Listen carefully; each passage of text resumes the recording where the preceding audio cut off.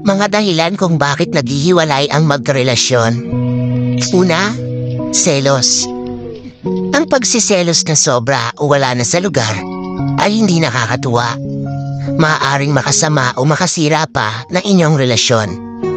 Pangalawa, pride. Kung walang magbababa ng pride, walang manunuyo, sa tingin nyo puro kayo tama kahit na mali na.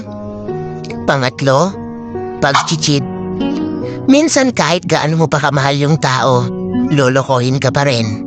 Hindi magiging sapat yung ginawa mo ang lahat para sa kanya.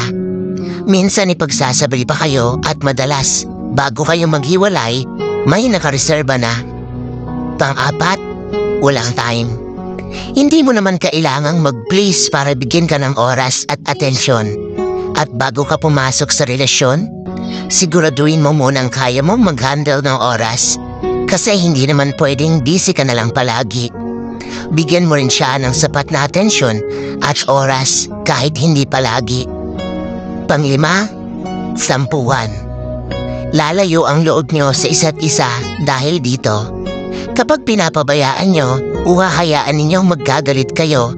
Mawawala yung love dahil puro na lang kayo sama ng loob. Pang-anim, misunderstanding.